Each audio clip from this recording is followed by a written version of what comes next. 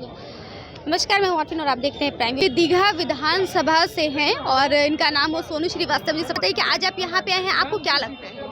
मैं 181 दीघा विधानसभा क्षेत्र पटना से अपने टिकट के लिए अपने पक्ष में बात रखने के लिए आदरणीय धर्मेंद्र प्रधान जी जो यहाँ के चुनाव प्रभारी हैं उनसे मैं अपनी बात करने आया हूँ अपने रिज्यूम के साथ। मेरा ऑफिशियल नाम सुनील कुमार है, सोनू श्रीवास्तव मेरा पॉलिटिकल नेम है, सब लोग इसी नाम से जानते हैं। चूँकि मैं कायस्थ समाज से आता हूँ और 181 दीघा विधानसभा क्षेत्र जो है वो कायस्थ बहुल मतदाता क्षेत्र है। सबसे अधिक यहाँ पे कायस्थ बहुल मतदाता लोग हैं, 1.5 लाख से ऊपर कायस्थों का वोट है। मैक्सिमम अब यहाँ पे 4.5 लाख के लगभग वोटर होंगे।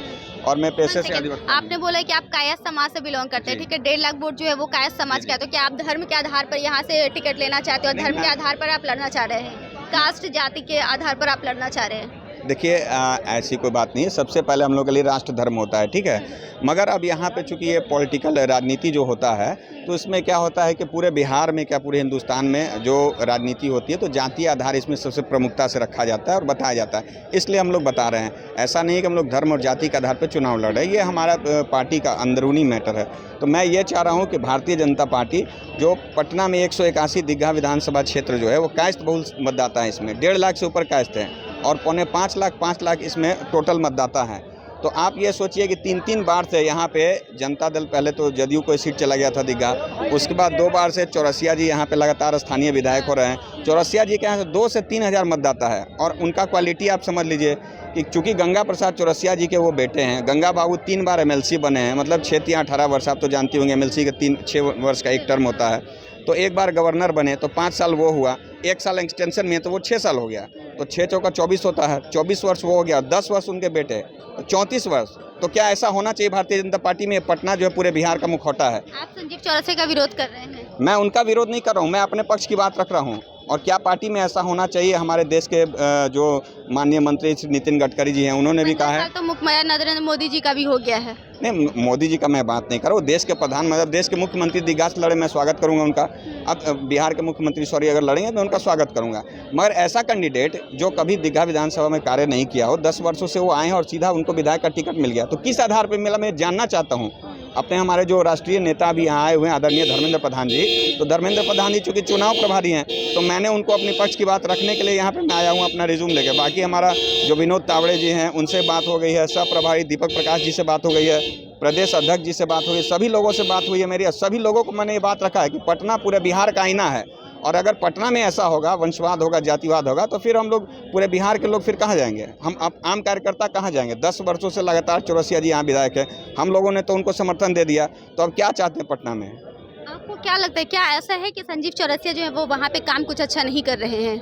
किस बेस पे? अगर मान लीजिए कि भाजपा आपको टिकट देती है या भाजपा वहाँ पे दूसरे अपॉर्चुनिटीज आपको या किसी को भी देती है, तो वो क्यों देगी? कुछ तो ऐसा होगा ना रीज़न।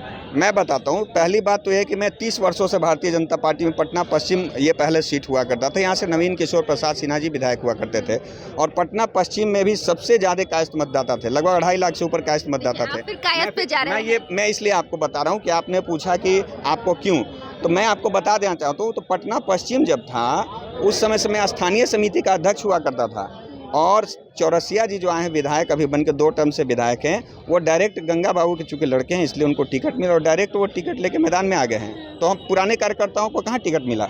पुराने कार्यकर्ताओं को टिकट मिले तब पूरे, मैं आपको फिर बोल रहा हूँ कि पटना पूरे बिहार का आईना है और यहाँ अगर परिवारवाद होगा, इस तरीके से होगा, तो फिर हम लोग कहाँ जाएंगे? साधारण कार्यकर्ता कहाँ जाएंगे? हम पुराने कार्यकर्ता तो उनको मिलना चाहिए।